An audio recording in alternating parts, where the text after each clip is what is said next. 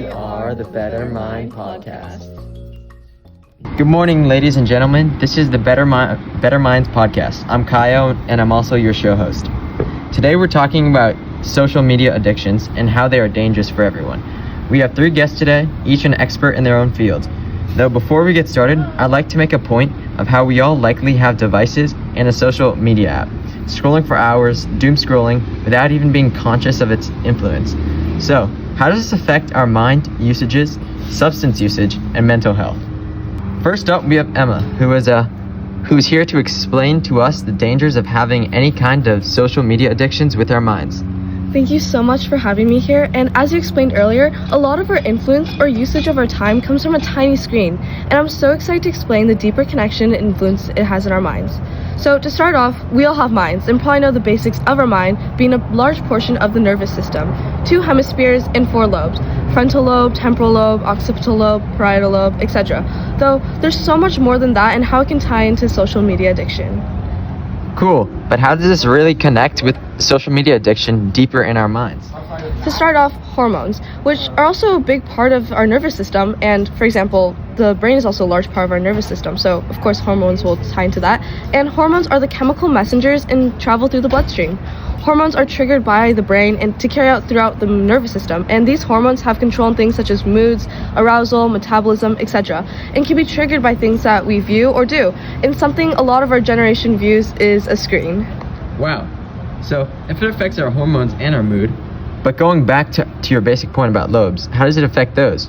For example, our prefrontal cortex, or our frontal lobe, is the last to develop in our brain, and we are quite impulsive because our personality and everything hasn't developed yet, and our brain's taken a lot of influence in making new connections or build a foundation of consistent pathways, which is known as neuroplasticity, and the opposite being synaptic pruning is where the connections destroy and go weaker.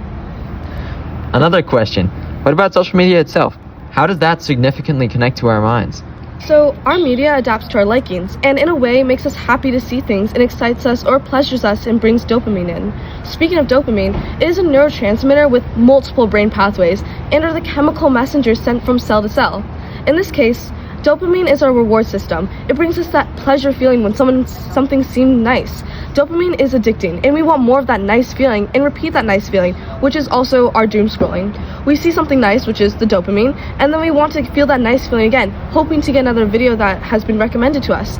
So, of course, seeing all these videos, it'll affect our future since we still have 9 to 10 years to develop. And seeing things repetitively build those larger connections, again, that neuroplasticity in our neural pathways, and can affect our development because we get so consistent with that type of information, which can lead to addiction of that social media. So, of course, that's going to affect our personality since our frontal lobe is connected to our personality. Okay, but how can we prevent such cons in social media? Well, it's to always think that not everything there is real, and we should always be conscious of what we're watching and how it affects our brains as a group, because social media can either have too many positive aspects, again, that addicting dopamine, or too many negative feelings, as we could see the negative aspects of media, which can also bring negative aspects to our life if there's too much low quality of thought. And yeah, thank you so much for having me here. This was very interesting. Thank you so much for what you've shared about what you know, Emma. Next up, we have substance abuse counselor Asher Pankey here to tell us about how social media addiction and substance abuse are connected. Thank you for having me. I too am very excited to share my expertise. Would you like to share a little bit more about yourself? Yes, my name is Asher Pankey. I go by Lil Pank. I graduated from Harvard and Stanford University twice with 3 degrees in substance abuse and 1 in psychology. Yes, that's very interesting. So Asher, how are social media addiction and substance abuse connected? I'm very glad you asked. Well, at a neurological level, both substances and social media share one very important thing in common: dopamine rushes. When you take drugs, it results in a release of the hormone dopamine in your brain. This is what makes you feel so good. Similarly, for example, when you receive a like on a social media post or you see a reel you like, it results in the same release of dopamine in your brain. Okay, so how does a little rush of dopamine and feeling good from drugs and social media result in an addiction and abuse? Well, when one receives a little rush of dopamine and it makes them feel good, then that user of social media or drugs will want to continue to use it and get more rushes of dopamine so they feel even better. The repeated use of drugs and social media can eventually lead to dependency and addiction. Okay, so drugs and social media are both addictive, but why does this matter? And what does addiction do? Well, usually one will start with social media and then go to drugs to cope. Social media addiction is known to cause depression, anxiety, social comparison, FOMO, or the fear of missing out. And when one experiences these feelings, the social media addict has a higher probability to turn to drugs to cope with their depression. With repeated drug use, it will increase the probability that they will develop a drug addiction, which can worsen mental health and lead to suicidal thoughts. Wow, I didn't know social media can be that dangerous. Well, it's pretty dangerous for most people, but it is also thought to be a serious problem for teens. Teens are a lot more likely to be addicted to social media and drugs than adults. This still does not mean the adults should just disregard this. It is still dangerous. So, what is the solution? Or should we just stop using social media altogether? Not quite. I'm not saying we should stop using social media altogether. Quitting social media can also lead to FOMO, difficulty in communication, and strained social connections, which might also lead to drug addiction because of the depression from it.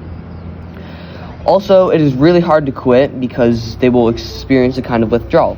So I would say the solution is just to limit your social media use.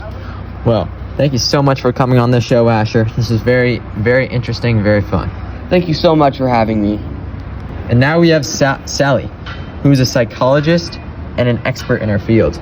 Thank you for having me here. I'm honored to give you a speech too. Can you explain a little bit about social media addictions? Social media addiction is characterized by excessive and compulsive use of social media, impacting daily life and overall well-being. It's more than just spending too much time online. It also includes compulsive checking for updates, anxiety with offline, and negative impacts of real-life relationships and responsibilities. This addiction manifests so many ways, such as avoiding personal and professional obligations and experiencing significant distress when unable to access any social media platforms. I have a question, Sally. How do people get addicted to social media?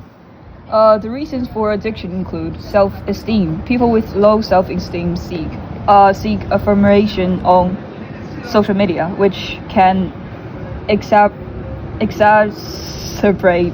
their low self-esteem.